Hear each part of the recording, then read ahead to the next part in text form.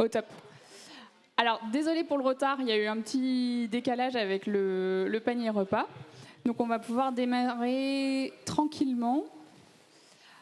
Alors, d'abord, on va avoir un petit moment d'accueil avec Eric Touzard qui va prendre le micro pour vous présenter un peu le principe de ces déjeuners débats. Donc, c'est la 9e édition. Ensuite, on rentrera dans le vif du sujet avec un premier temps d'accueil où je vous présenterai donc les 3 éleveurs qui vont venir témoigner sur leurs adaptations et aussi leur manière d'atténuer le changement climatique. Et on aura 3 phases de discussion, une autour de l'alimentation, une seconde, tout ce qui va être gestion du troupeau, bâtiment, et un dernier moment autour des perspectives. On clôturera et surtout, ensuite, il y aura une bonne demi-heure possible d'échange autour du café qui sera au fond de la salle. Voilà, de manière informelle, si vous voulez continuer à interroger les témoins ou entre vous. Merci Camille. Bonjour à tous et à toutes. Merci de votre présence à cette 9e édition des éleveurs parlent aux éleveurs. C'est vrai que depuis 9 ans, on est présent, mis à part l'année dernière où ça s'est déroulé sous une autre forme sur le SPACE. Donc, le but de ces échanges, bien sûr, ce sont des échanges informels où, à travers des témoignages, on amène une réflexion. C'est pas un jugement, c'est de la réflexion, c'est de l'échange entre nous. Et aujourd'hui, on a choisi quelque chose qui est fortement d'actualité, puisque là, on ne peut pas le nier. Le changement climatique, il est là. On peut l'appeler changement, on peut l'appeler perturbation, mais voilà, les choses bougent au niveau climat et l'agriculture, qui est souvent montrée du doigt, qui est quelquefois, je dirais, coupable aux yeux de certains. On est aussi des victimes. Il faut savoir quand même que les sécheresses à répétition, les périodes d'inondation sont de plus en plus rapprochées. Donc, mais on a aussi un atout fort au niveau de l'agriculture, c'est qu'on est source de solutions. Et je crois qu'aujourd'hui, ce qu'on veut présenter à travers les 3 témoignages, c'est comment nos agriculteurs s'adaptent, quels choix ils font sur leur exploitation, justement pour accompagner ce qui devient une des priorités pour l'agriculture de demain, c'est l'adaptation à ce changement climatique. Voilà, donc la FRGEDA, en quelques mots, je vais vous présenter aussi ce qu'est la FRGEDA, parce que certains d'entre vous ne connaissent peut-être pas la FRGEDA. La FRGEDA, donc, c'est 3 associations, GEDA 35, CETA 35 et Resagri 56, qui forment la FRGEDA.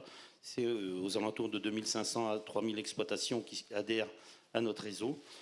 Voilà, avec différents groupes. On a une panoplie de groupes très diversifiés, puisque on a des groupes techniques, on a des groupes de réflexion sur plutôt les aspects humains, sur l'économie, voilà, on touche un petit peu à tout.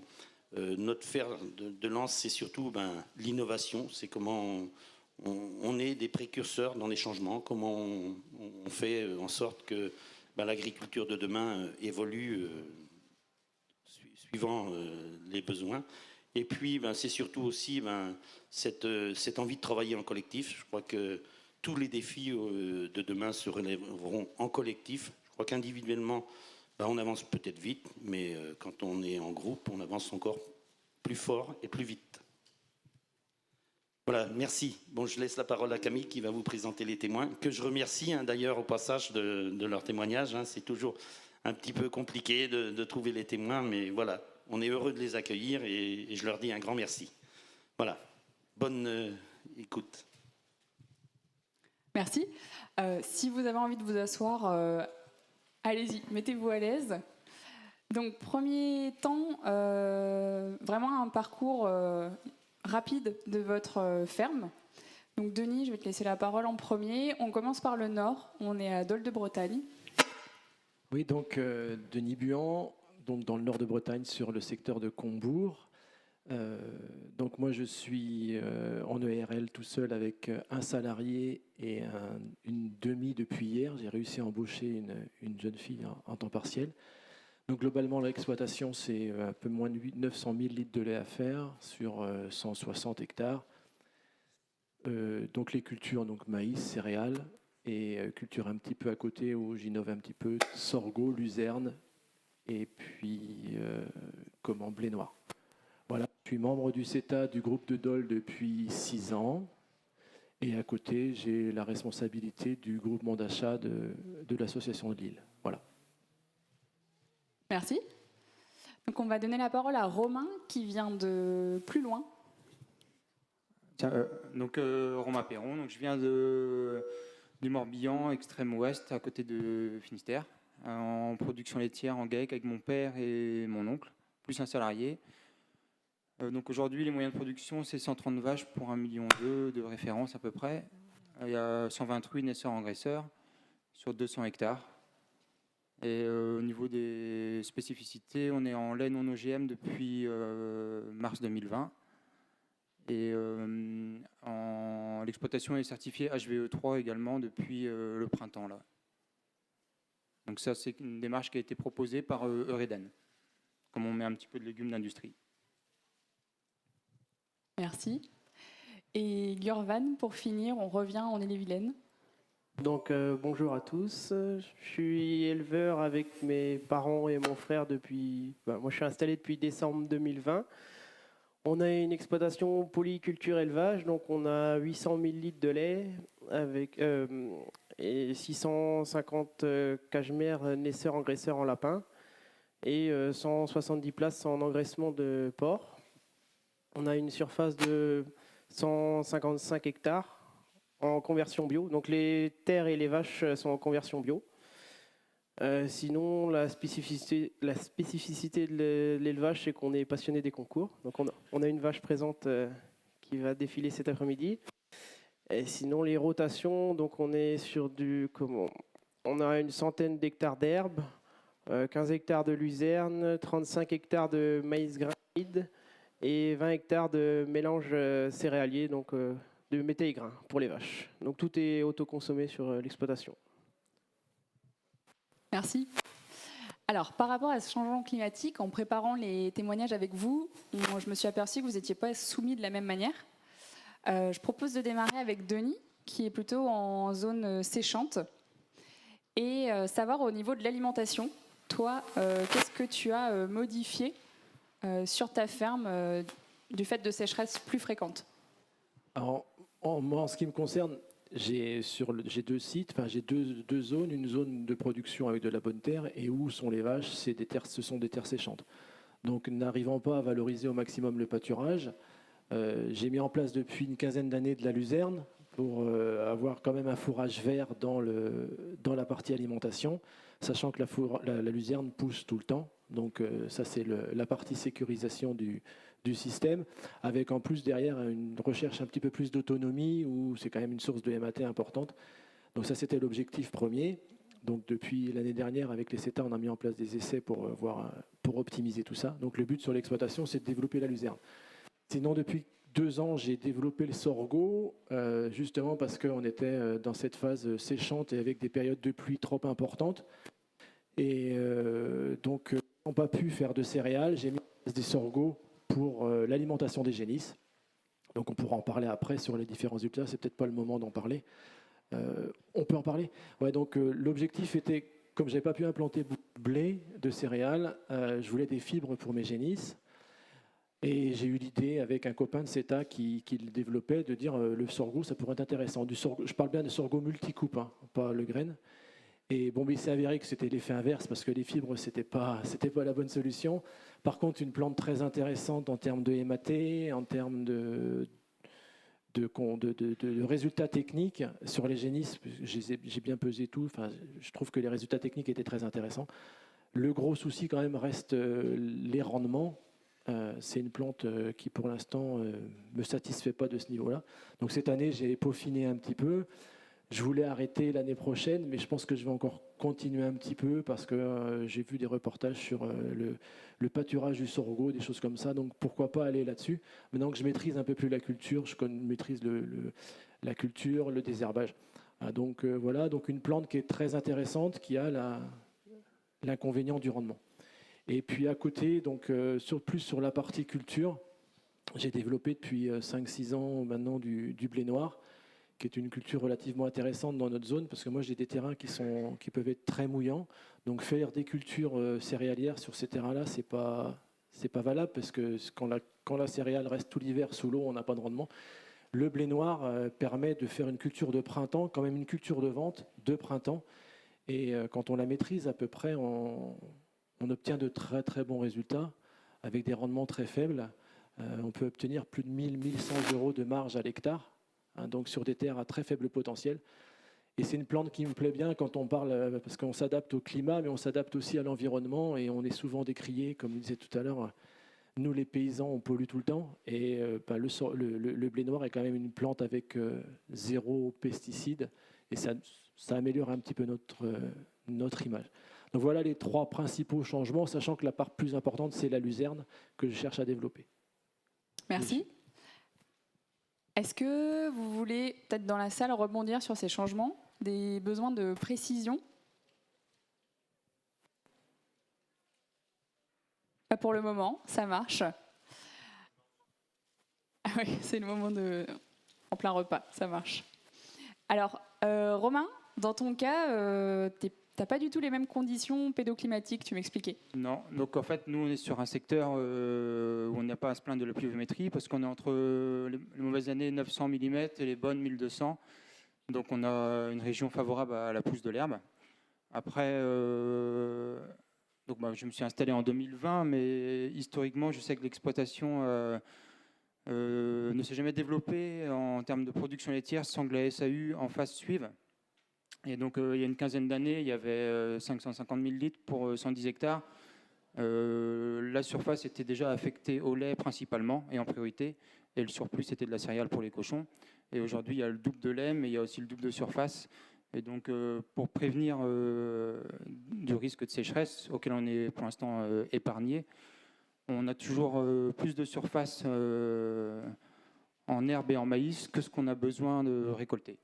Donc ça permet d'assurer des stocks. C'est notre principal levier aujourd'hui pour faire face au risque de sécheresse. Est-ce que tu peux le quantifier? Oui, parce qu'en maïs, par exemple, aujourd'hui, on met 70 hectares, on en ensile au maximum 50. Donc voilà, si demain il y a besoin d'ensiler 65, pour remplir les silos, pour avoir suffisamment de fourrage pour passer l'hiver pour les laitières, et on le fera en priorité plutôt que de vendre du maïs grain. Et en herbe, c'est pareil. Il y a toujours une grosse base d'herbes stockées, soit en foin, en ensilage d'herbe ou en enrubanné. Voilà. Merci. Et donc, Yorvan, moi j'ai entendu parler de rotation réfléchie en fonction de la ressource en eau. Oui, exactement. Donc, nous, sur l'exploitation, on a 2 sites également, comme Denis. On a un site qui est où il y a les vaches, c'est plutôt argileux, limoneux. Donc là, on est moins impacté par les sécheresses ou autres. Mais sur l'autre site, c'est plutôt, c'est plus hétérogène. On a des bancs de sable ou des bancs de roc. Et donc là, on met en place souvent des luzernières, des plantes comme ça pour permettre d'avoir du fourrage l'été, parce que c'est le principal. Le lait, c'est la principale activité de l'exploitation. Et donc autrement, pour faire face au changement climatique aussi, on a planté des haies. On a planté environ 1 km de haies, donc c'est au niveau pour le pâturage, pour permettre aux animaux d'avoir de l'ombre. Et en parallèle de ça aussi, on était comme on a 2 systèmes sur la ferme, on a un système robot et un système salle de traite. Donc on a moitié de vaches en robot, moitié en salle de traite. Et donc on avait notre partie salle de traite qui était en air paillé. Et donc on a fait le choix de passer en logette pour pouvoir les mettre à l'intérieur l'été en cas de forte chaleur. Parce que sinon, quand elles sont dehors, elles ne sont pas bien. Donc on a fait le choix aussi de logette pour ça.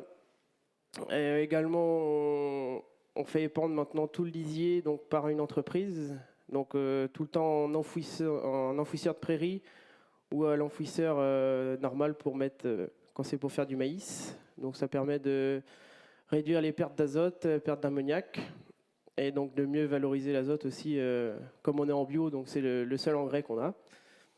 Et voilà. Merci, grand aperçu. Est-ce que pour zoomer sur la partie alimentation, donc là vous êtes 2 à avoir de la luzerne. Gurvan, j'ai entendu que tu avais de la luzerne méditerranéenne.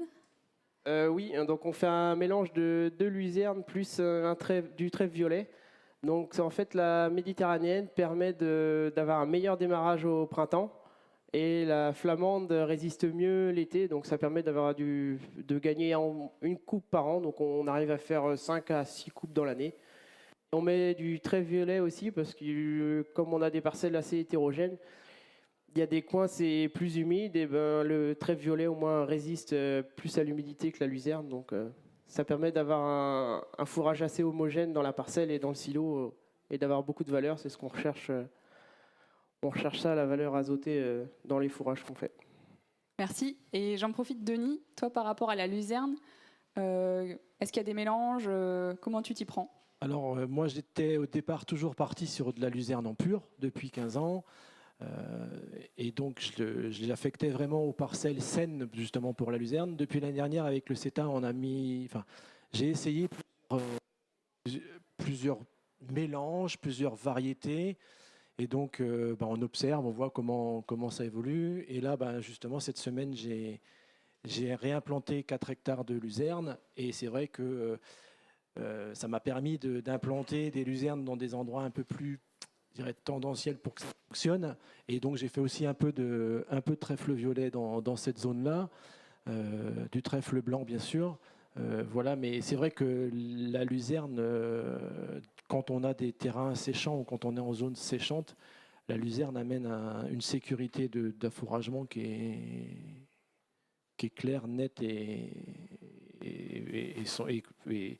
qui résiste à toutes les années, quoi. On va une année humide, on va faire 14 tonnes et une année sèche, on va faire 13 tonnes. En maïs ou en prairie, c'est pas la même situation, quoi.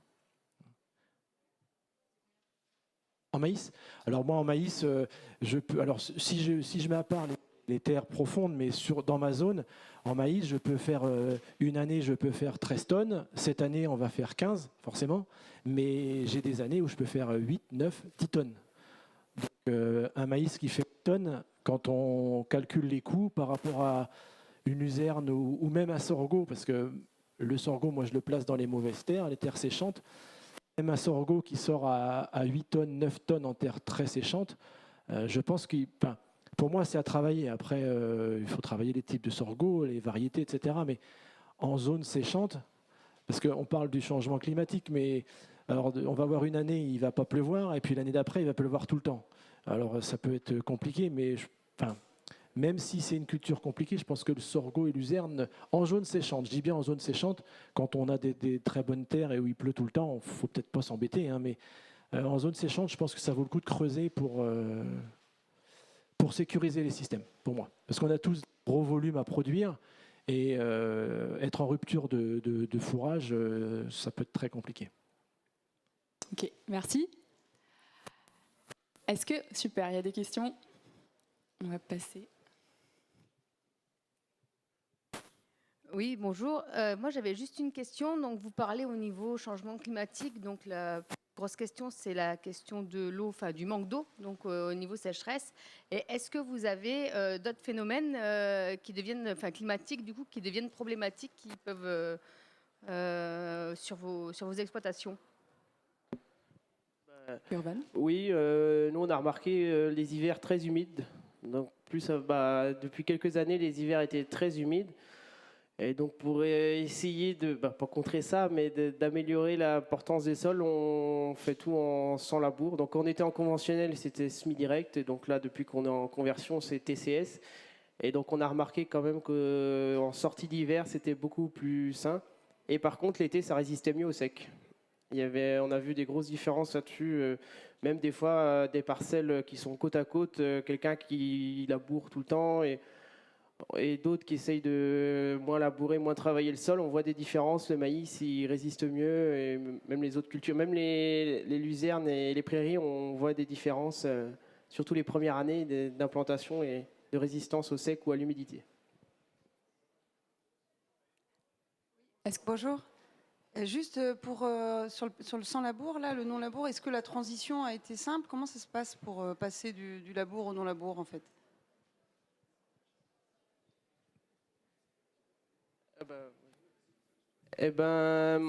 Au début, on a pris des fois des bouillons, comme on dit, des mauvais rendements, tout ça, mais vu que ça nous intéressait, on a continué à creuser là-dedans. Donc, par contre, on essaie donc après une prairie, on passe tout le temps le fissurateur parce qu'on a remarqué sinon les sols étaient très tassés et donc ça permet de bien aérer le sol.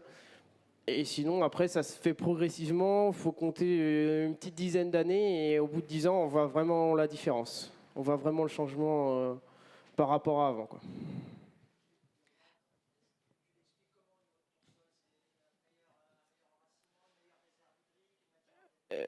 Je pense que ouais, c'est plus la matière organique, comme elle est restée, elle est pas diluée dans le sol, donc ça permet de faire une couche de 2-3 cm de sol qui est vraiment, fertile et qui est pleine de matière organique, qui permet d'éviter le dessèchement, des pertes aussi des fois quand on sème l'été. Quand il y a beaucoup de vent, on voit toute la terre qui part et tout. C'est la meilleure terre qui part à chaque fois. C'est pas les cailloux qui partent, hein. Donc c'est pour ça on a remarqué ça aussi.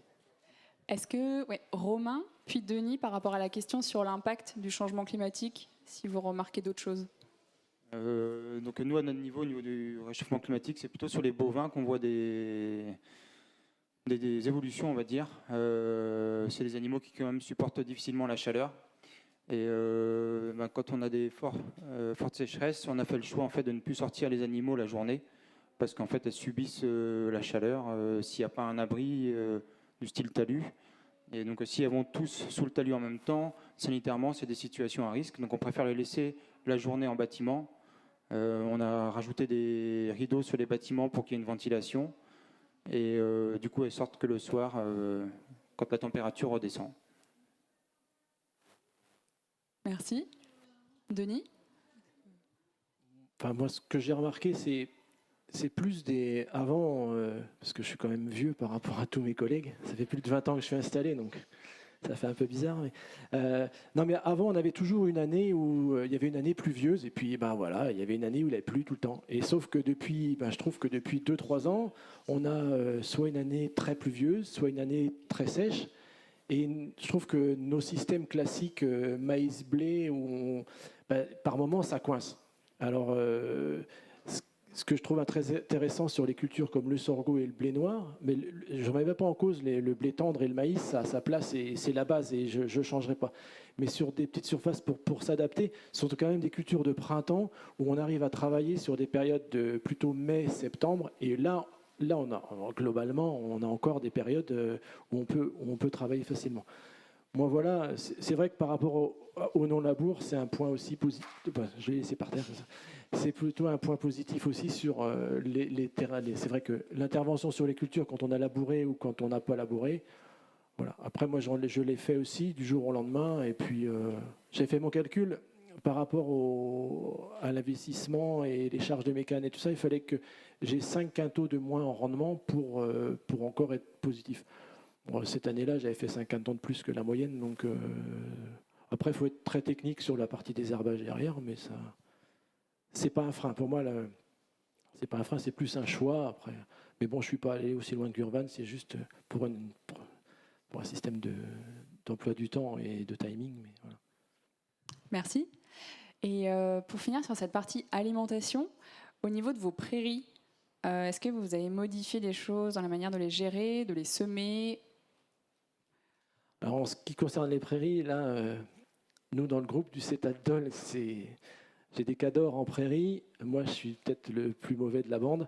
J'ai des terrains qui sèchent très vite. Alors, j'ai mis en place un ersatz de pâturage tournant dynamique, où j'ai essayé de mettre en place ce que faisaient les collègues, plus avec des paddocks d'un jour. Mais c'est une adaptation. Je suis qu'à 15 arts de pâturage par vache, donc je suis vraiment pas un pro là-dedans. J'ai essayé d'adapter pour optimiser au maximum. Voilà, mais c'est pas... Je suis pas un champion là-dedans. C'est la même chose chez nous. On est sur un paddock par vache, un paddock par jour pour le troupeau laitier. Voilà, ça permet de préserver les prairies, pas faire de surpâturage et puis motiver surtout les animaux à sortir, surtout quand on est en traite robotisée. où il faut gazer tous les jours quelque chose de frais et de nouveau. Ça les incite à sortir. Ok. Et Gurvan, sur les prairies? Donc nous, sur les prairies, on a changé notre mode d'implantation aussi. On les fait maintenant exclusivement au printemps, sous couvert de pois. Donc on a trouvé qu'il y avait une meilleure implantation, surtout au niveau des légumineuses. Parce que sinon, surtout aussi en bio, parce qu'on ne peut pas les désherber à l'automne. Et donc là, on sème à peu près au 30 avril. Et ça permet de faire une fauche autour du 20 juin, d'avoir un fourrage très riche avec les pois. Et après, le pois restitue de l'azote pour la deuxième coupe. Donc ça permet d'avoir une belle deuxième coupe aussi. Sinon, au niveau du pâturage, donc on est en tournant dynamique. Donc c'est des paddocks de 2 jours au printemps avec fil avant. Et donc après, quand il y a moins d'herbe à l'été, c'est des paddocks d'une journée. Donc jour plus la nuit. Et donc pour les prairies de pâturage, on a enlevé le régras anglais. Parce qu'on voyait, nous en été, il séchait trop. Donc à partir de mi-juin, il y avait déjà presque plus de régras anglais. Donc on essaie plutôt de mettre un régras hybride, type anglais, mais on trouve qu'il résiste mieux au sec dans nos parcelles et peut-être plus adapté aussi à nos sols. Et donc après avec une base aussi trèfle blanc très importante dans la prairie. Merci. Ouais. Sur ces aspects prairies, des précisions?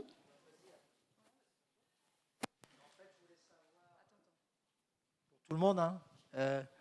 Est-ce que dans vos mélanges, on est plus sur du régras engrais trèfle, mais est-ce que vous essayez, par rapport à la sécheresse ou d'autres raisons, de diversifier, de faire des mélanges un peu plus complexes pour assurer la couverture? Je ne sais pas, Gurvan, bon, je te sollicite là-dessus, mais je sollicite les gars aussi. Oui, on a essayé de l'uselle. On a été déçus. Donc on ne l'a pas vu dans la prairie. On a essayé aussi le lotier. Ça dépend sur l'autre site, ça a mieux marché que sur le site des laitières. Et sinon, même en prairie de fauche, on essaie de diversifier. On met une douzaine d'espèces. Donc ça permet d'avoir du fourrage, de faire 5-6 coupes dans l'année, et d'avoir tout le temps du fourrage donc au printemps, à l'été et l'automne. Et on met beaucoup de légumineuses, donc ça permet d'avoir un fourrage riche. Donc par rapport à notre zone plutôt généreuse en eau, on est toujours donc sur des régras anglais et trèfle. Voilà. Après, par contre, pour du pâturage. Après, pour ce qui est de la fauche, oui, on est sur des dactyles, fétuques, régras hybrides, effectivement. Moi, en ce qui me concerne, sur la surface d'herbe pâturée, je suis resté sur les classiques régras, tétra et diploïdes et les trèfles. Voilà. Et sur les parties fauches, j'ai la partie luzerne qui est bien développée. Et cette année, j'ai fait une petite expérimentation parce que ça s'est trouvé comme ça. En finissant mon sorgho, il me manquait de la graine pour finir. Donc sur des terrains très mouillants, l'hiver, en fait, j'ai fait un peu de sorgho et j'ai mis fétuque et RGH dedans. On parlait du semi sous couvert, etc. Enfin bref, ce qui fait que les 2 premières coupes de sorgho ont donné des résultats relativement corrects en sorgho. Et ce que j'ai remarqué, c'est que la prairie derrière, elle est super bien implantée. Je ne l'ai pas désherbée, c'est propre. Donc je pense que je vais plus peut-être essayer de titiller ça, c'est-à-dire comme Gurvan sur des semis de printemps. Parce que l'automne, on sème l'automne, il fait sec, ça ne lève pas. Quand ça lève, on ne peut plus désherber. Là, des semis de printemps, une pousse très rapide, un fourrage genre sorgho, pourquoi pas luzerne ou autre, j'en sais rien, pour avoir des rendements en première coupe, et la prairie qui s'implante tranquillement derrière. Donc je pense que le semis sous couvert peut avoir des intérêts, ouais, à mon avis. Mais ce n'est que mon petit avis. Expérimentation à poursuivre. Est-ce que vous avez des questions, toujours sur l'alimentation, les prairies ou d'autres sujets? Ok, on va peut-être enchaîner avec, par rapport au troupeau, dans la gestion du troupeau, voire des aménagements. Donc il y en a quelques-uns qui ont déjà été évoqués. Romain, je vais te donner la parole en premier. Donc tu as réalisé un bilan carbone l'année passée. Et est-ce que tu peux un peu nous parler des résultats et comment aussi tu as travaillé autour du troupeau pour l'améliorer? D'abord le troupeau, on va dire. Parce que donc je me suis installé, ça fait 1 an et demi, mais autrement, il y a 5 ans que j'ai commencé à participer à des groupes de développement. Dans cette idée donc, de progresser techniquement sur l'atelier laitier. Et en fait, on se rend compte qu'il y a du temps à passer pour obtenir de bons résultats techniques quoi. Donc ça se traduit aujourd'hui chez nous par des génisses qui veulent un peu plus tôt, un troupeau qui vieillit mieux également, avec voilà, c'est les 2 grandes lignes. Et après, pour enchaîner sur le bilan carbone, donc ça c'était une demande du groupe qui a été faite il y a 1 an et demi à peu près. Il y en a quelques-uns qui sont en MAEC.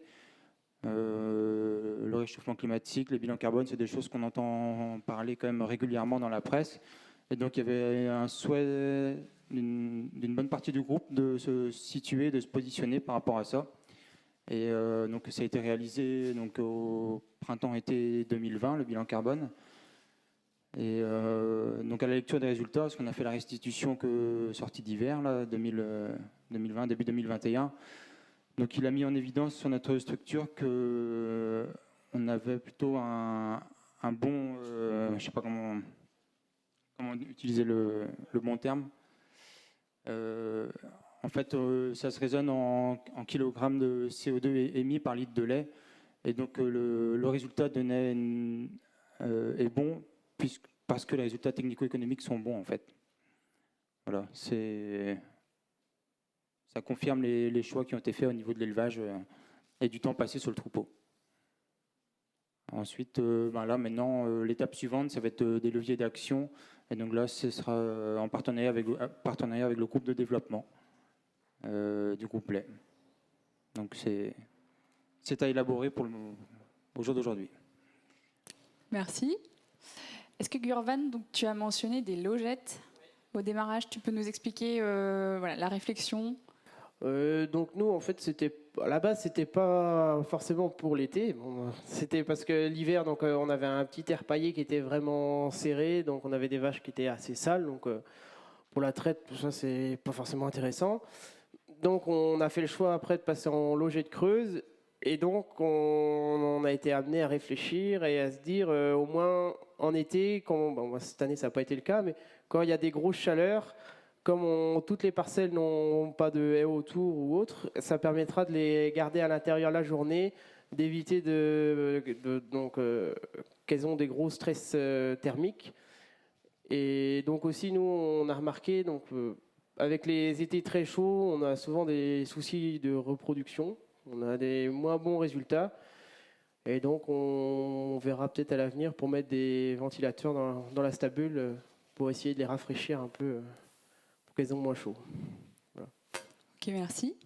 Et Denis, de ton côté, est-ce qu'il y a eu des évolutions Pas d'évolution majeure, des adaptations, plutôt des adaptations d'alimentation, puisque la luzerne prend une part plus importante. Et que c'est vrai, toujours dans les échanges dans le groupe, on a des collègues qui sont très performants, très pointus dans un système, donc qui vont au maximum du système. Même si on n'est pas capable de le mettre en place, mais moi c'est vrai que je vais plus pour de la luzerne avec plus de maïs épi, un peu moins de maïs. C'est l'adaptation que j'ai faite principale, mais c'est une petite adaptation, ça n'a rien de... Je pose une question, Anne, animatrice du CETA35, et on avait parlé des abreuvoirs chez toi, il me semble, Denis. Est-ce que ça a évolué Là c'est vrai que c'est une grosse évolution, c'est que j'étais uniquement en abreuvoir en poussette, là, principalement sur toute la partie élevage, les vaches taries, les prépas, et les laitières étaient en bac à niveau constant. Donc la première chose, c'est que sur les niveaux constants, j'ai augmenté la surface, parce que quand on avait fait le bilan à l'époque, c'était Anne qui animait notre groupe. On s'est fait tirer les oreilles parce qu'on n'avait pas assez d'accès à l'auge pour les vaches. Donc c'est vrai qu'on a augmenté ça et c'est vrai que j'ai vu un résultat sur les vaches parce que globalement, du jour au lendemain où j'ai augmenté de 6 mètres, je suis passé de 6 mètres à 12 mètres globalement et j'ai pris à peu près 1 kilo de lait. Donc ça, c'était clair et net. Et modification les plus importantes, c'était toute la partie élevage. En nurserie, je suis passé de petits abreuvoirs à poussettes, là, spécifiques pour les veaux, à niveau constant.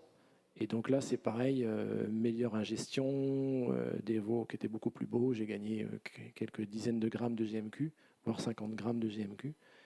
Et sur la partie vaches en préparation au vélage, elles étaient aussi avec un petit poussette.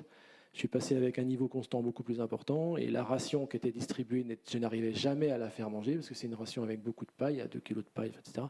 J'arrivais jamais à faire vider l'auge. Et du jour au lendemain où j'ai changé l'abreuvoir, j'avais pas assez de nourriture pour les vaches. Donc c'est vraiment flagrant, flagrant. Et dans le groupe, on en a parlé l'année dernière en faisant le tour, quand on fait les visites d'élevage.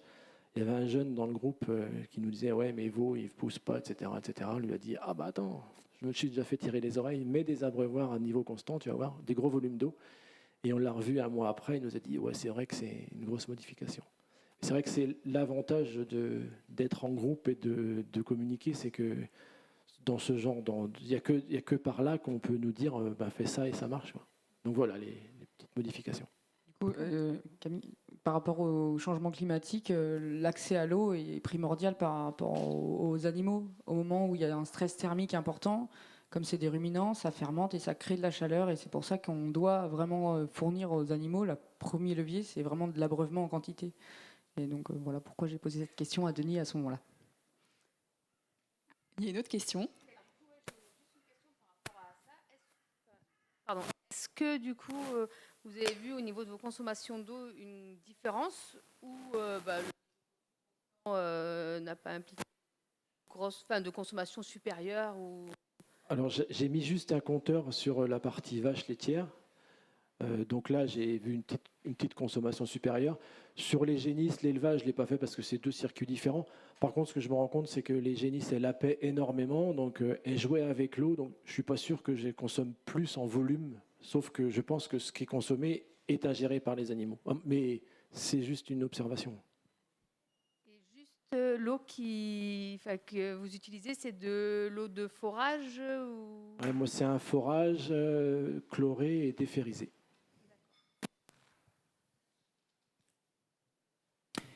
Je rebondis un peu sur le bilan carbone. Est-ce que Romain, je sais qu'il y avait aussi il y a eu la motivation via le groupe, et puis la future PAC, etc., anticipée. Il y avait aussi une envie personnelle de savoir s'il y avait du carbone valorisable. Et là-dessus, quel est le bilan ? Donc oui, moi mes 2 idées, la première c'était déjà de situer l'élevage, situer la ferme. Alors, juste une précision, donc le bilan carbone n'a été fait que sur l'atelier laitier et culture. Aujourd'hui, le porc n'entre pas, où il n'y a pas de modalité de calcul a priori d'établi au jour d'aujourd'hui. Donc voilà, donc ça c'est la partie constat. Donc le constat, c'est qu'on est émetteur de gaz à effet de serre. Donc je disais, pour donner un chiffre, c'est 0,78 kg de CO2 par litre de lait. Et par le biais des pâtures et des talus, essentiellement, on atténue ce chiffre-là de 0,08. Donc dans tous les cas, même si on avait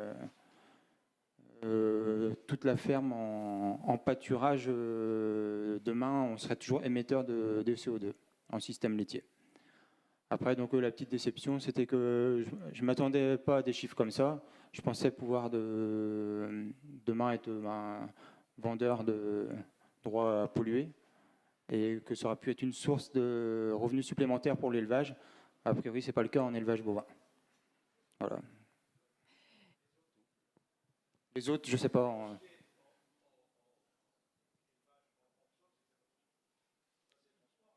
J'ai pas du tout de chiffres sur les élevages hors sol. Et est-ce que Gurvan, toi, il y a eu de la plantation de haies, donc principalement tu parlais d'ombrage pour les vaches, mais est-ce qu'il y a eu d'autres motivations Et je vais juste dire un truc sur ce que disait Denis par rapport au niveau constant dans les prépas. Donc nous, on avait fait le constat que on avait des vaches après vélage qui avaient souvent des métrites, qui délivraient mal. Et du jour au lendemain où on a mis le niveau constant, plus aucune métrite, plus rien. Des veaux, on n'a plus perdu de veaux depuis. C'est un changement radical et on aurait dû le faire bien avant. Et donc sinon, pour les haies, Donc on l'a fait aussi, c'est pour, bah oui, pour couper le vent, c'est vraiment pour les animaux qu'on l'a fait. On l'a mis dans les parcelles pour couper pour couper même des parcelles en deux, pour faire du pâturage, c'est vraiment pour ça qu'on l'a fait. Après, au niveau du choix des espèces, on est resté assez classique, donc c'est du chêne, noisetier, hêtre, voilà. Donc c'était avec le programme Bresse-Bocage qu'on a fait ça. Mais je voudrais juste dire un truc. En fait, on a planté 1 kilomètre de haies. Et donc moi, quand je me suis installé, j'ai repris une ferme. Et donc, on avait 2 petites parcelles côte à côte. Une parcelle qu'on avait avant et une parcelle qu'on a repris. Il y avait 70 arts de chacun. Et donc, il y avait 50 mètres de haies. Et donc, ça a été un parcours du combattant impressionnant juste pour enlever 50 mètres de haies alors qu'on replantait 1 kilomètre. Donc, aujourd'hui... moi, j'aimerais bien replanter des haies, mais avec ce problème-là qu'on a eu, ça nous motive pas du tout d'en refaire, parce qu'on sait que des fois, il y a besoin de réaménagement foncier. Et donc, nous, on est sur Rennes Métropole, et donc c'est un parcours du combattant impressionnant. Juste pour enlever, des fois, il y avait 5 arbres, et il a fallu prendre une photo de chaque arbre et tout, faire tout un dossier pour ça. Donc, c'est pour ça, ça a été... Aujourd'hui, on est plus motivé pour en replanter des, alors qu'on aimerait bien en refaire, mais bon, voilà. Merci l'administration.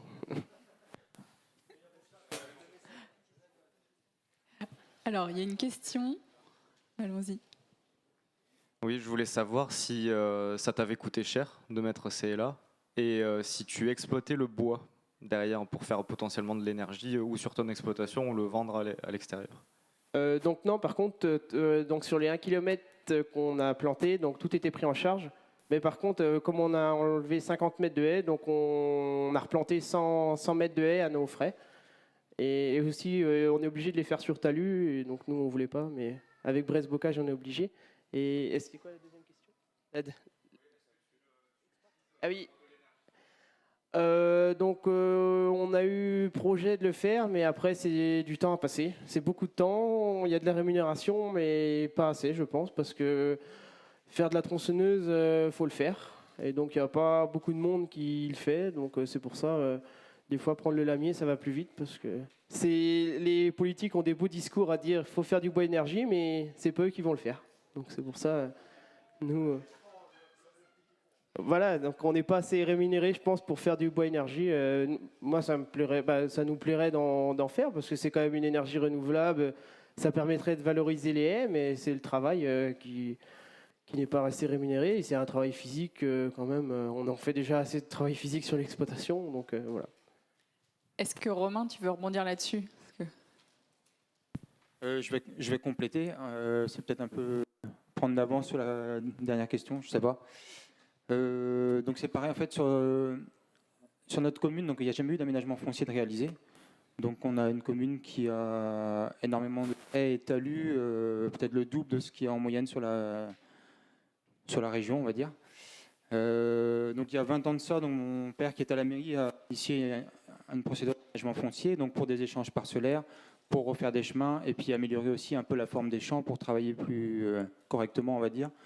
Donc ça fait 20 ans que ça dure et aujourd'hui le dossier est bloqué au département ou à la lecture donc, de ce qui a été fait par le cabinet qui suit le projet. Donc sur 98 mètres sur 100 mètres linéaires de talus, il y en a 98 qui sont préservés et 2 mètres où on demande de les défaire pour faire une compensation également un peu plus bas ou à un autre endroit. Et donc les 2 mètres sont en trop encore aujourd'hui. Donc le dossier bloque au département là-dessus. Donc ce qui est regrettable parce qu'après, au-delà des talus, donc il y a aussi personnellement le projet de faire une demande de Boviduc pour augmenter la surface accessible pour les laitières demain. Donc les deux seront corrélés et j'espère que ça avancera rapidement, mais bon. Voilà, parce qu'on a quand même un troupeau donc, qui s'est développé. Et aujourd'hui, donc, on a une centaine de laitières pour 20-25 hectares accessibles. Si la tendance va vers plus de pâturage, on va vite se retrouver dans un système considéré comme hors sol à notre niveau si je ne peux pas demain aller chercher de la surface sous les routes ou voilà, en passant sous les routes, pardon. Et je pensais aussi au bois énergie. Oui. Vous avez beaucoup Et de haies. oui, vu qu'on a beaucoup de talus, donc le bois énergie, donc il est valorisé par les associés et salariés de la structure, soit en bois classique ou en bois d'échiquetage par mon père, qui chauffe 2 maisons avec. Voilà. Ça date depuis 2006 déjà. Merci. Est-ce qu'il y a d'autres questions?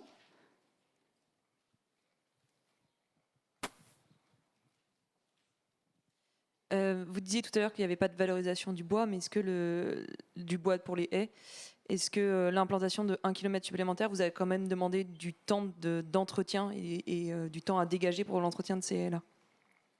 Oui. Non, j'ai pas dit qu'il n'y avait pas de rémunération, j'ai dit qu'elle n'était pas assez élevée. C'est la nuance. Mais donc l'entretien, donc là, ça fait que 2 ans qu'elles sont plantées, donc pour l'instant, il n'y a pas de l'entretien, il n'y a pas trop d'entretien encore, mais après, c'est quand même du boulot parce que faut. Après, comme c'est pour du pâturage, c'est différent. Ça nous dérange pas d'avoir les branches qui dépassent dans le champ, mais quand c'est pour des des parcelles en culture, il faut bien le couper et comment faut le faire le bois quoi. Et je voulais dire aussi, on est dans une région quand même qui est très boisée, la Bretagne.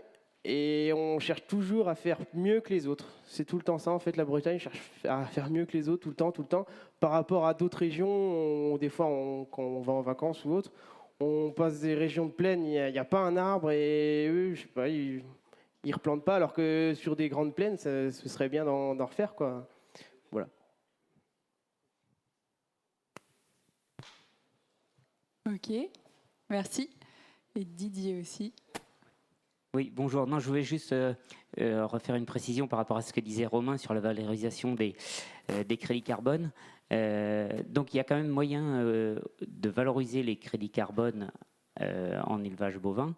Tu as fait un bilan à un moment donné, tu mets un plan d'action en place et ton économie de carbone, donc tu peux la valoriser. Enfin, nous, on a...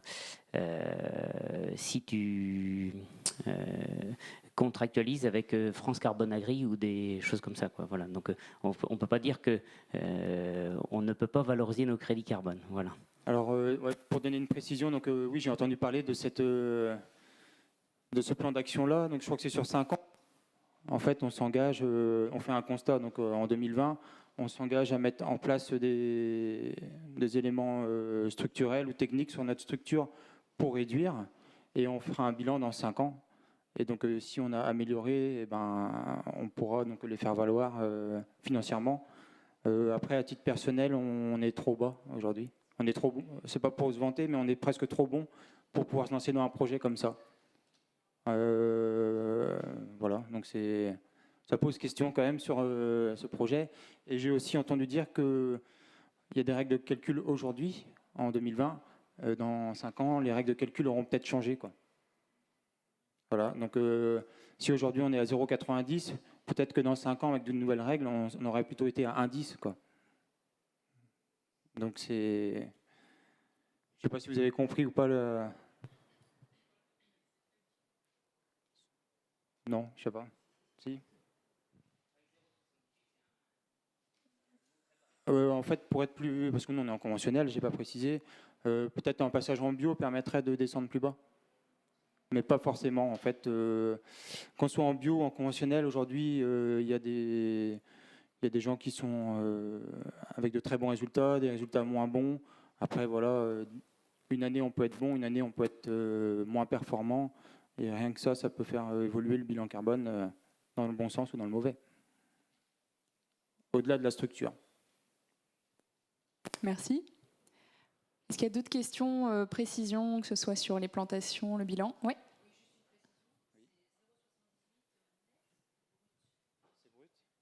C'est brut. C'est ça.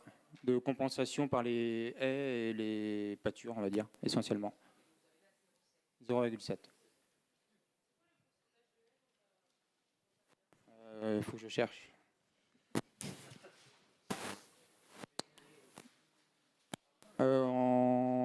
En linéaire de haies, on aurait 23 km a priori. Sur 200 hectares.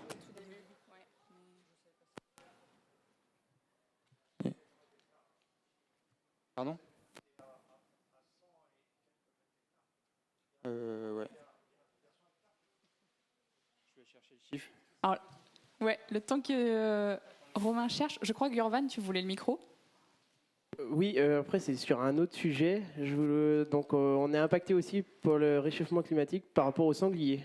Donc nous on a une problématique, nous on est en bord de forêt, l'exploitation, et donc ça fait 10 ans, c'est tout le temps de pire en pire. Donc les sangliers ils font 2 à 3 portées par an, qui sont toutes viables. Donc c'est vraiment un problème qu'on a maintenant avec le réchauffement climatique et qui devient vraiment un gros souci chez nous, sur notre exploitation. Voilà. Ah ouais, ok. C'est vrai qu'on on entend encore peu parler. Vous le vivez déjà. Ouais, si, bah on a à peu près tout le temps, tous les ans, 1 à 2 hectares de maïs à refaire, et en prairie c'est pareil, même en céréales on a des dégâts maintenant, même sur des parcelles des fois qui sont plus éloignées de la forêt, on est vraiment impacté sur toute l'exploitation maintenant.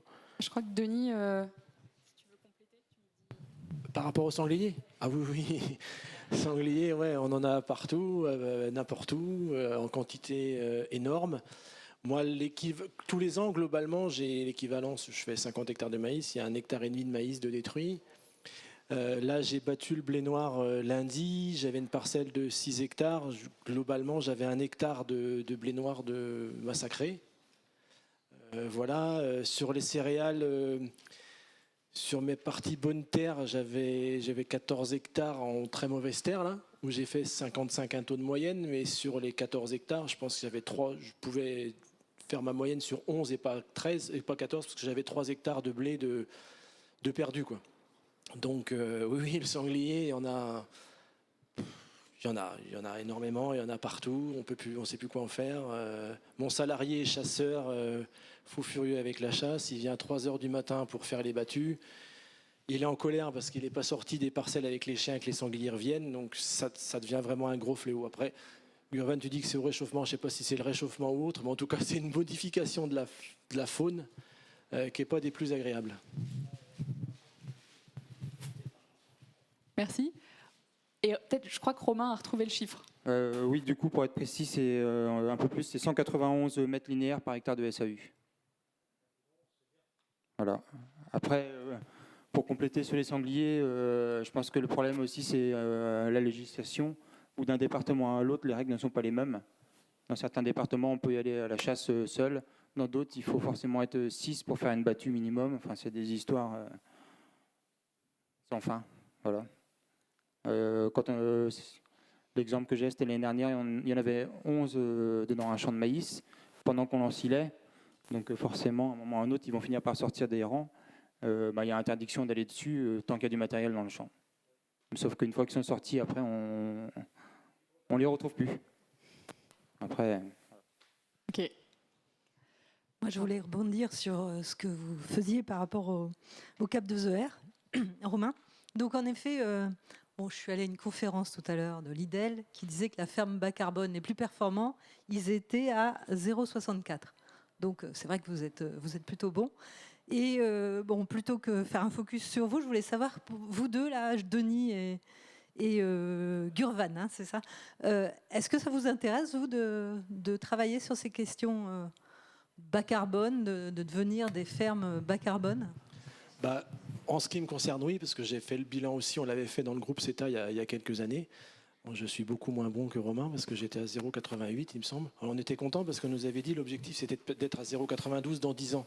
Alors quand je vois les résultats de Romain, bon voilà, mon ego a encore pris une claque. Voilà, non mais c'est vrai, oui. Là, travailler là-dessus pour l'image, pour moi c'est hyper important. Là en place, là, je monte un bâtiment de stockage, je mets des panneaux dessus, des panneaux photovoltaïques dessus. Alors la démarche est compliquée, mais c'est vrai que si on peut passer dans une démarche où on peut montrer qu'on fait des efforts et qu'on communique là-dessus. Alors, ce qui est bien, c'est que quand on a beaucoup de journalistes, il faudrait communiquer là-dessus. C'est-à-dire que les agriculteurs réfléchissent, les jeunes agriculteurs sont déjà super performants, donc voilà. Mais c'est vrai que c'est un point positif, et oui, je pense qu'on est plusieurs à réfléchir, et ça peut être intéressant de travailler là-dessus. Mais avec ma vieille expérience, je veux bien m'engager dans quelque chose si ça ne devient pas une norme par le bas. C'est-à-dire que Romain, il est à 0,7. Alors on se dit, puisqu'il y en a qui sont à 0,7, on met à la 0,7. Il faudrait partir, montrer ce qu'on fait et valoriser notre travail. Là, oui, on ira dans les démarches. Mais si ce n'est pas le cas, je ne suis pas sûr qu'on soit super intéressé. Nous, on l'avait fait avec la laiterie il y a quelques années, mais j'étais pas installé, je me souviens pas des résultats. Après, on essaye de tout le temps réduire notre empreinte carbone, mais c'est difficile aussi. Ça dépend des exploitations, en fait. Parce que nous, on a une trentaine d'hectares de pâturage, mais du coup, à côté, il y a 70 hectares de fauche. Donc, à peine 60, mais donc faut quand même, il y a forcément des émissions de carbone. Après, on essaie de réduire, donc avec les TCS, le sans-labour, l'enfouissement des effluents, donc tout le temps le lisier à l'enfouisseur de prairie ou l'enfouisseur classique. Donc on essaie de réduire, mais on n'a pas quantifié ça sur la ferme. Mais si on le fait, on aimerait bien. Après, donc je ne sais pas si on est bon ou quoi, mais comme chez Romain, ça devrait être rémunéré. Ils sont performants, donc c'est normal ils contribuent à moins de réchauffement de la planète, à moins d'émissions de carbone, donc ce serait normal qu'ils aient une rémunération pour ça. Donc,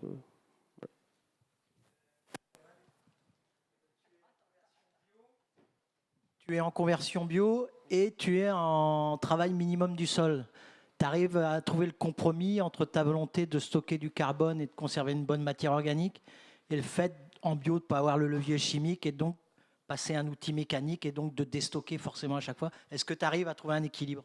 On essaie de faire tout le temps au mieux. Donc, j'ai un exemple en tête. Donc, par exemple, pour faire un maïs sur une prairie, on essaie de détruire la prairie à l'été. Donc, on passe un outil. Avec le soleil, ça fait sécher les racines. Et on ressème un couvert derrière, donc qui va faire 3 ou 4 tonnes de matière sèche qui sera restituée au sol. Donc ça permet de ramener de la matière organique et de capter du carbone et ne pas perdre non plus l'azote que la prairie libère, et donc de le donner directement au maïs derrière. Et sinon, donc, même le sans-labour ou le labour, donc cette année on a labouré, on a repris des parcelles et donc on a labouré pour faire des céréales. Et donc, c'était pas forcément les plus propres. Et donc, en rendement en céréales, c'était pas non plus les meilleurs par rapport à du sans-labour. Donc, c'est pas non plus une contrainte. On peut avoir des résultats assez corrects, même en sans-labour, en bio.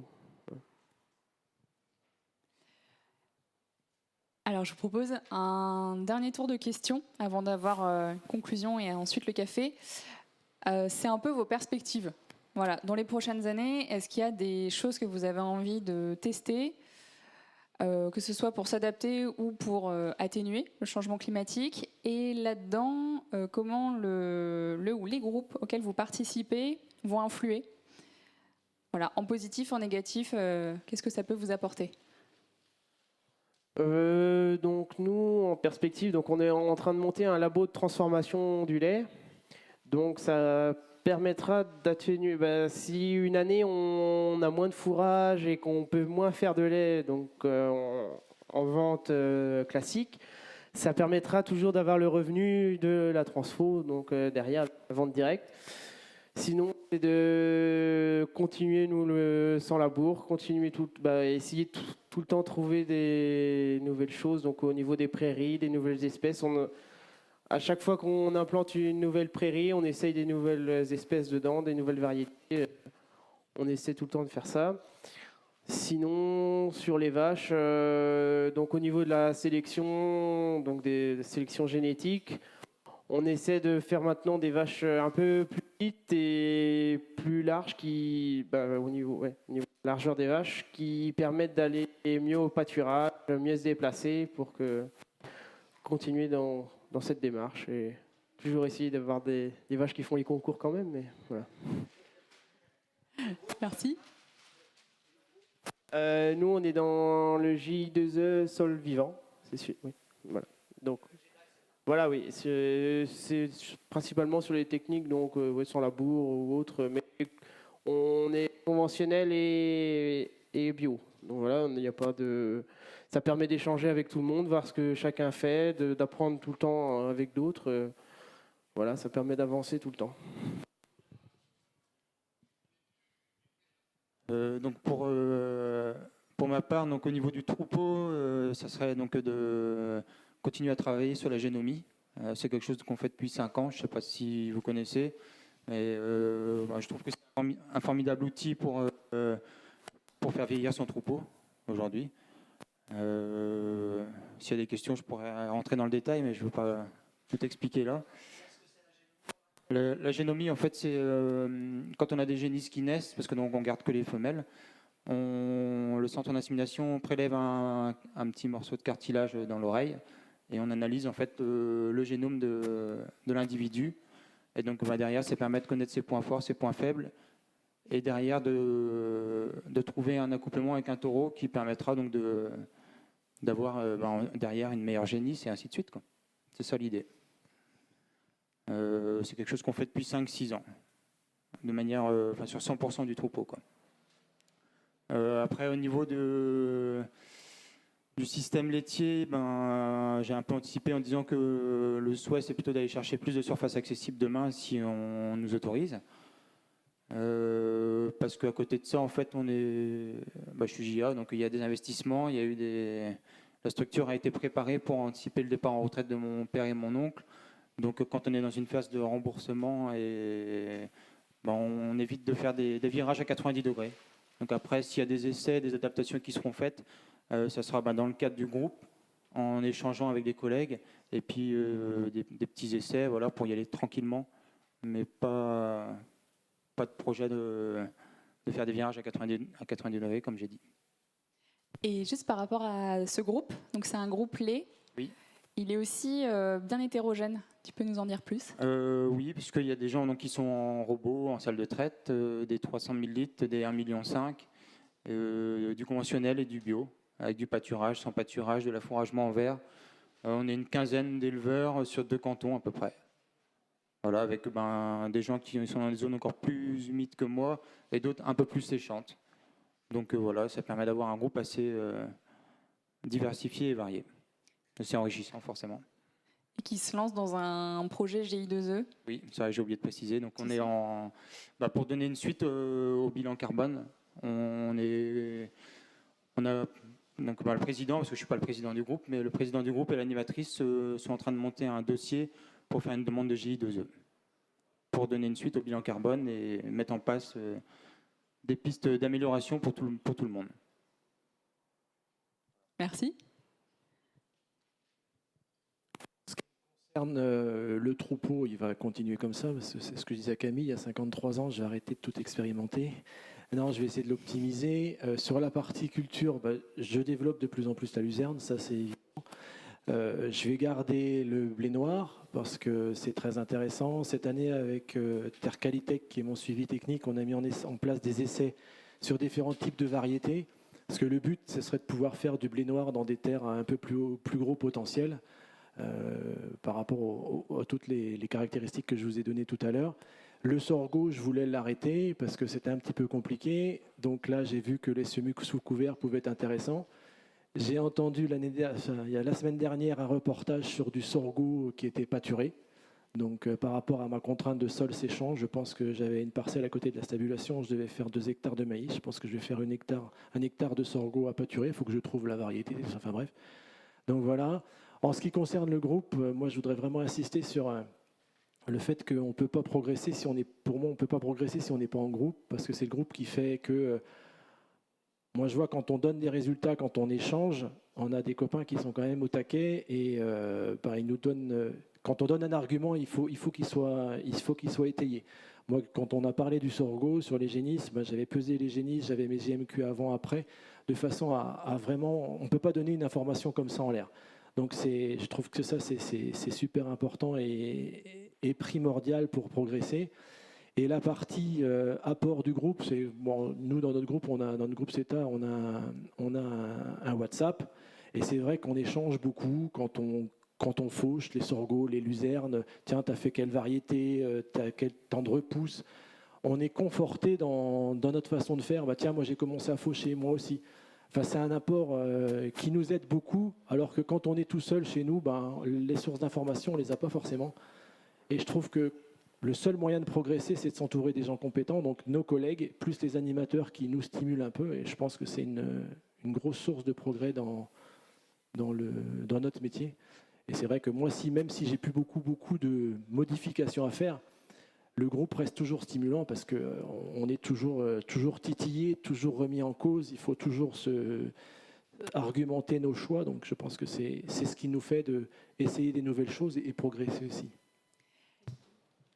Et du coup, je précise que le groupe de Dole est rentré dans le programme Ecofito 30 000 pour justement accompagner ces essais-là et les essais des différents membres du groupe. Donc, pas forcément uniquement vocation climatique, mais aussi pour la réduction des phytos.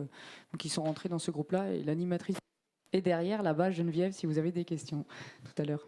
Voilà. Et est-ce que, Denis, tu peux nous en dire un peu plus sur l'expérimentation participative que CETA 35 met en place ? Alors, l'expérimentation participative, en fait, c'est une expérimentation faite par les paysans, suivie par les techniciens CETA. Et en fait, le but, c'est de mettre en place des essais. En ce qui me concerne, c'était des essais variétés et mélanges de luzerne. Et en fait, le but, c'est que les techniciens viennent voir, mais nous aussi, et on communique avec les collègues au jour le jour. C'est-à-dire qu'on a fauché, on dit « Tiens, j'ai fauché, tiens, à la fauche, j'ai vu que telle variété était versée ». Alors, il y a toujours un collègue qui est intéressé par la luzerne. Ah oui, c'est quelle variété ? On repasse après, on repasse à côté du champ. Tiens, on voit une variété qui pousse plus vite que l'autre. Donc, hop, on envoie une photo au groupe et le groupe réagit. Donc, c'est comme ça que moi, je vois l'essai participatif. Et je trouve ça d'autant plus intéressant que c'est vraiment dans des conditions agricoles. C'est pas une firme semencière qui a mis des essais où tout est carré. C'est vraiment en situation réelle. Je pense que c'est un plus pour nous, pour progresser, parce que ça correspond à notre situation pédoclimatique, ça correspond à nos contraintes. Donc je pense que les deux expérimentations sont intéressantes, mais l'expérimentation participative, à mon avis, a son intérêt. Et en plus, tu me disais que ça permettait un suivi sur l'année. En plus, oui. On ne fait pas une plateforme où tout le monde arrive avec son bob et sa casquette et son machin, c'est sur toute l'année. Oui, Nils Truber, apprenti au CETA 35. Juste pour compléter un petit peu ton propos, Denis, c'est vrai qu'on a mis aussi en place une expé participative en culture, notamment sur la recherche de solutions face au ravage du taupin et du corbeau qui donc, ravagent les plantules de maïs. Et c'est vrai, comme tu l'as dit, ça permet d'inclure des agriculteurs dans une posture de recherche action, de solutions qu'on trouve relativement intéressantes et qu'on souhaite développer au CETA 35. Ça rapporte aussi de la dynamique au groupe et ça permet aussi d'échanger entre les agriculteurs adhérents qui sont dans des groupes locaux de différentes localités du département. Voilà, pas mal de projets à venir, mais c'est vrai que c'est un type d'expérimentation assez nouveau. Et il faut adapter les approches d'accompagnement. Mais Merci.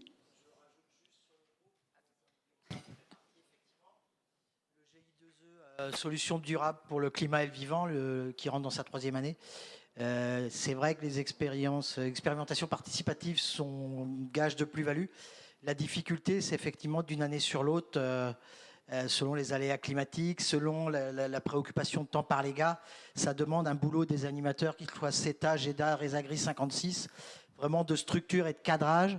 Et c'est pas évident pour les gars au quotidien, effectivement, de faire suivre des modalités pour avoir des résultats qui nous permettent de communiquer vraiment de manière structurée après, quoi. Donc, chapeau à eux quand ils mettent ça en place.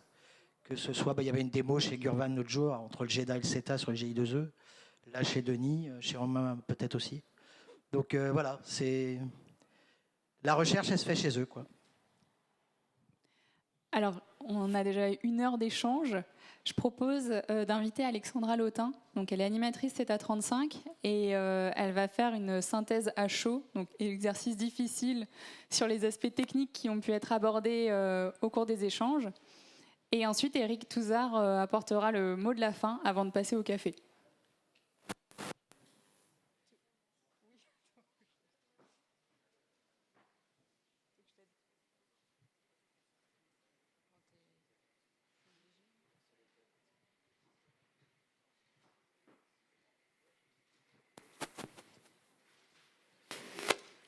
Ouais, j'ai essayé de condenser tout ce que vous avez dit au travers de vos 3 témoignages.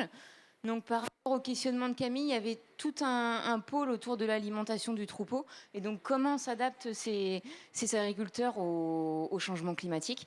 Et on a bien noté que ce n'était pas un changement climatique qui était toujours fait dans la continuité, mais c'était plutôt de faire face à des variations de météo, en fait. Il peut y avoir des années bonnes, comme cette année, qui est une année globalement bien au niveau fourrage, et puis des années très compliquées. Donc, ce qu'il est ressorti, c'est qu'il y a des cultures qui sont à approfondir et qui ont pour le moment des répercussions qui sont positives autour de la luzerne, donc qui est certes une solution pour sécuriser les stocks face à la sécheresse, mais qui a aussi un angle autre qui est l'autonomie protéique. Donc voilà ce qui est ressorti. Le sorgho pour les génisses en multicoupe, ça apporte de la fibre, ça apporte de la MAT. Donc on voit bien que dans ces solutions fourragères, c'est certes des solutions pour répondre au changement climatique, mais pas que. Il y a aussi des notions d'autonomie protéique, d'autonomie alimentaire et d'attente sociétale qui se créent derrière. Et puis qui est moins en rapport avec l'alimentation du troupeau, mais qui a été évoqué par Denis, c'est l'aspect blé noir, culture de printemps, et puis aussi sur une partie céréale, des choses qui peuvent être intéressantes. Donc voilà, donc ça c'était des exemples de solutions au niveau fourrage. Et ce qui a été évoqué par Romain, pardon. J'étais concentrée sur ce que j'écrivais. Donc, grosso modo, c'est qu'il faut bien faire attention à la sécurisation des stocks fourragers. Et on le dit souvent en groupe, on a des structures d'exploitation qui augmentent en litrage, en troupeau, et malheureusement pas avec des surfaces qui sont si extensibles que ça. Et c'est des choses auxquelles il faut faire attention, quoi. Est-ce que l'augmentation de mon troupeau, elle est cohérente avec les surfaces fourragères que j'ai disponibles? Parce que si on cumule le manque de stock fourrager dû à l'augmentation d'une exploitation et en plus un changement climatique derrière, on peut multiplier les risques, quoi. Et ce qui a été évoqué aussi, c'était l'implantation de haies. Donc j'ai fait une partie herbe en dessous parce que ça s'est déroulé comme ça par rapport au témoignage. Les haies, on la retrouvera dans la partie système, mais effectivement, ça peut être aussi une solution pour allier pâturage et période de chaleur, quoi. Donc j'ai fait un petit focus luzerne, c'est venu se rajouter où vous l'avez beaucoup évoqué dans vos témoignages. Il y a un travail qui est à faire sur la variété, donc sur les espèces, sur les variétés et sur les associations possibles, tant pour gagner du rendement, de la valeur alimentaire, que de gérer éventuellement, ça n'a pas été évoqué sauf erreur de ma part, mais il y a un côté salissement et maîtrise du salissement au sol, évidemment, quoi. Voilà, et puis pour clôturer sur la partie alimentation, il y a eu des choses qui ont été évoquées sur l'herbe. Donc la mise en place de pâturage tournant dynamique pour la plupart. Donc un paddock par jour ou un paddock pour 2 jours avec du fil avant. Mais grosso modo des tailles de paddock qui sont cohérentes par rapport aux besoins des animaux et ce que vous pouvez donner éventuellement en complément à l'auge. Et puis vous avez été aussi sur l'implantation. Donc tant sur les espèces, les variétés qui sont choisies, est-ce que le RGA il a toujours sa place dans des contextes de changement climatique où on voit qu'il disparaît petit à petit à la fin du printemps-été? Vous avez parlé de RGH, de fétuques qui semblent être des espèces qui ont plus leur place, en tout cas dans l'herbe, en valorisation pâturage et en valorisation fauche, voire des semis de printemps, comme vous l'avez évoqué là, où on laisse passer l'hiver qui peut parfois être plus...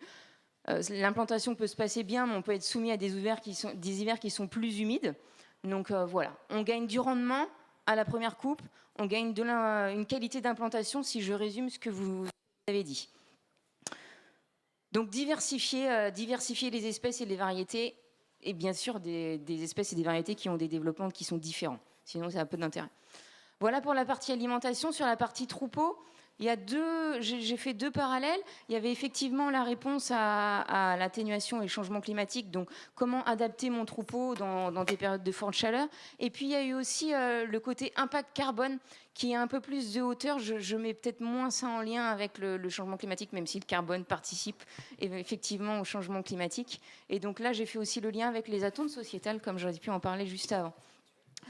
Donc on a commencé par l'aménagement des bâtiments, vous l'avez dit, au travers des logettes, de la ventilation, où certes on essaie de maximiser le pâturage, mais quand on ne peut pas ou quand on ne le peut plus, parce qu'on n'a pas le parcellaire qui est adapté à ça, eh bien comment fournir un logement de qualité, quoi, pour maximiser le confort des vaches en été principalement.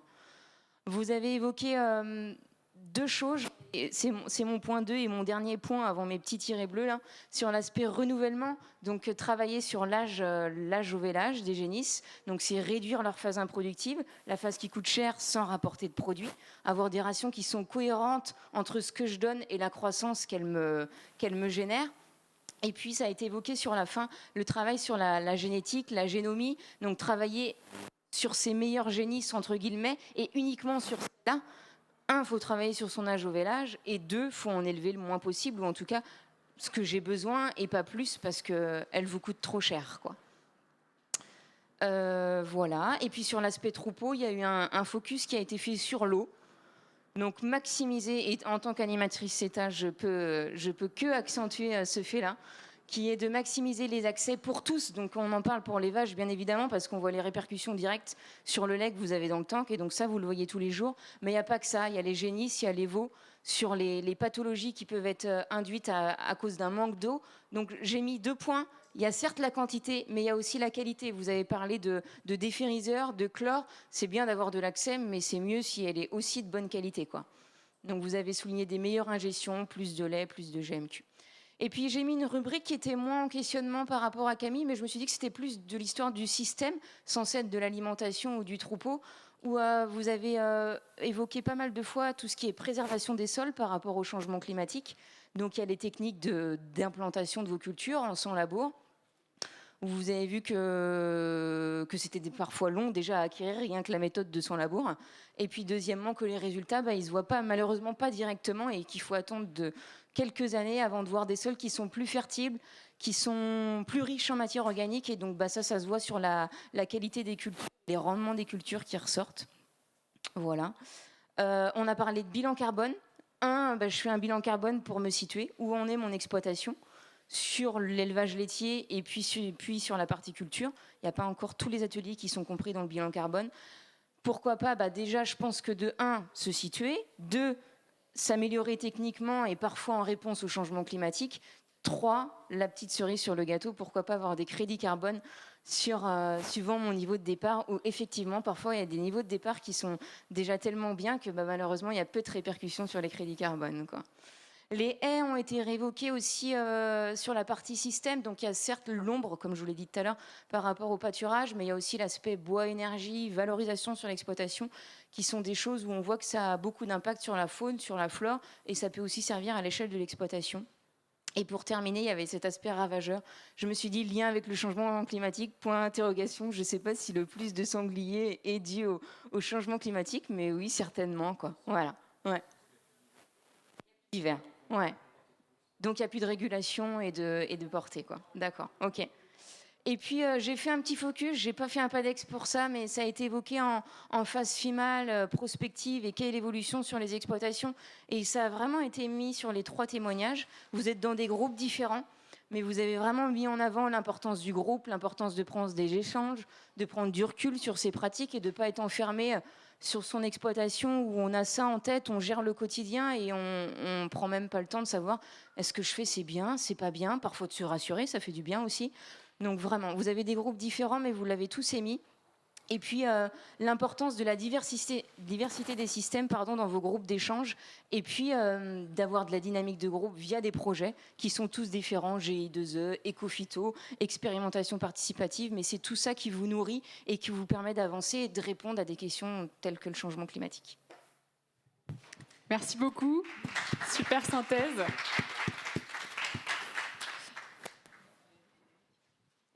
Et donc la parole à Eric qui va clôturer la phase de ces échanges. Merci Alexandra pour cette synthèse très très productive, hein, puisque je vois que tu n'as rien oublié et que tu m'as même pratiquement pris ma conclusion, mais c'est très bien comme ça, hein, je t'en remercie, hein, c'était très complet. Donc je remercie aussi donc nos témoignants, parce que voilà, je trouve quand même qu'ils ont bien mis en avant que les agriculteurs étaient dans le changement, étaient en adaptation à ce qui se produit aujourd'hui. Je crois que,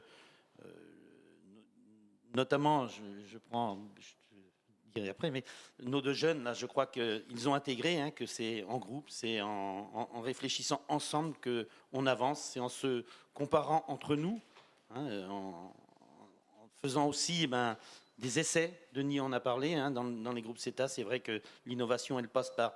On essaye, on teste, et puis ça marche pas, mais on a ces éléments-là qui nous permettent d'avancer, qui permettent aussi aux agriculteurs de montrer qu'ils sont bien dans l'adaptation et qu'on n'est pas là que pour subir, mais bien sûr anticiper les choses. Et c'est un petit peu le terreau des groupes, c'est l'innovation, c'est l'anticipation, hein, c'est se sécuriser aussi entre nous, parce qu'aujourd'hui, l'agriculture, elle a aussi besoin de se sécuriser par rapport à tout ça. Hein, ces changements, ils sont brutaux. Le changement climatique, on voit, hein, ça s'accélère, mais les autres changements aussi. Hein, il y a tout ce que subit aujourd'hui l'agriculture. Nous, dans les groupes, par nos réflexions, par nos échanges, on est capable d'anticiper tout ça. Et c'est ça qui fait la force du groupe. Je vous remercie, hein, parce que ça a été un plaisir de vous écouter. Je ne reviendrai pas sur les aspects techniques que vous avez évoqués, que vous avez mis en place sur vos exploitations. Mais c'est vrai que ça montre aussi que c'est un petit peu à la portée de tout le monde d'avancer. Il faut se donner un petit peu de temps, il faut s'investir dans le groupe. Je crois que l'investissement dans la réflexion de groupe, dans la formation, je crois que demain, c'est quelque chose qui sera payant en agriculture. Hein, on peut investir dans du matériel, dans ceci, dans cela. Mais investir dans la matière grise, je crois que ça, ce sera sans doute la réussite de l'agriculture demain. Voilà, donc je tenais à vous remercier. Je voudrais remercier aussi l'équipe qui a préparé ces rendez-vous, hein, des éleveurs parlent aux éleveurs. Hein, je pense à Camille, Martial, Alexandra, Anne, Hélène, qui est là aussi. J'en oublie peut-être, mais vous m'excuserez. Mais voilà, c'est vraiment un plaisir de pouvoir participer à ces événements et on voit que la préparation aussi, je vous remercie. L'animation de Camille, voilà, c'est très bien aussi. Voilà. Je voudrais en même temps remercier tous nos partenaires. Hein, je pense notamment à Lactéus, hein, qui nous suit depuis le départ. À Groupama aussi, qui est un de nos partenaires. À Brett, qui nous accompagne en nous fournissant aussi des chips. Et puis surtout, le CMB, hein, qui est aussi présent à nos côtés, hein, qui croit justement au groupe et qui nous accompagne et qui nous aide pour justement mener à bien cette action des éleveurs parlent aux éleveurs et qui aussi nous accompagne ou nous accompagnera aussi dans nos futurs projets de groupe. Donc merci à tous de votre soutien. Hein. Le collectif a besoin d'être soutenu. Aujourd'hui, c'est très très compliqué. Hein, le collectif, il faut avoir envie, mais je pense qu'on a besoin d'être soutenu. Il y a du résultat, et je remercie le CMB pour cet accompagnement qu'il nous apporte. Je vais donner la parole à Dominique, hein, son président, et puis on en profitera aussi pour signer la convention qui nous lie sur ces éleveurs parlent aux éleveurs. Merci. Merci Eric et merci Monsieur le Président. Bonjour à tous, j'ai suivi vos travaux. Félicitations aux trois rapporteurs par vos actions et vos témoignages. Donc moi-même j'ai été adhérent de groupe. Donc je suis agriculteur en production porcine sur la commune de Gévzé, 150 truies naisseurs-engraisseurs avec une partie de vente directe. Et donc j'ai 2 fils qui m'ont rejoint, donc ma femme était avec moi et donc on a 2 fils maintenant sur l'exploitation qui reviennent. Donc un métier qui attire mais qui est parfois compliqué. Donc c'est l'intérêt d'être en groupe et je crois que l'intérêt d'avancer en groupe par rapport à la technique, à l'économie, mais aussi à tous les enjeux qui nous entourent par rapport aux transitions qu'on va devoir avoir à opérer. Et la conviction qu'a le Crédit Mutuel de Bretagne sur les échanges dans les groupes. Et ça, il faut, rassurez-vous que le Crédit Mutuel est un groupe mutualiste très collectif. On a des antennes dans chaque... donc il y a des caisses locales avec des unités territoriales, avec des experts agricoles. Et notre objectif au Crédit Mutuel, c'est de bien installer les jeunes agriculteurs avec un projet de vie. Et donc, on parle d'installation, on parle de modernisation des exploitations et on parle aussi de transmission. Et quel que soit le stade où on se trouve, eh ben, il y aura le Crédit Mutuel est là à votre écoute avec les experts qu'il y a en caisse locale. Alors le collectif au Crédit Mutuel, on en est convaincu, comme le président. C'est pour ça qu'on apporte notre soutien financier au groupe FRGDA et CETA bien sûr. Et là, on est là pour vous accompagner et parce qu'on croit dans les projets de groupe et on voit que ça fait avancer par rapport à vos témoignages. Donc félicitations encore et bravo. Merci. Merci. Et ben, place au café. Voilà, donc, si ça vous tente, voilà, c'est au fond de la salle. Vous pouvez continuer les échanges. Pendant ce temps-là, nous allons nous signer la convention entre le CMB et puis la FRGDA Bretagne. Voilà.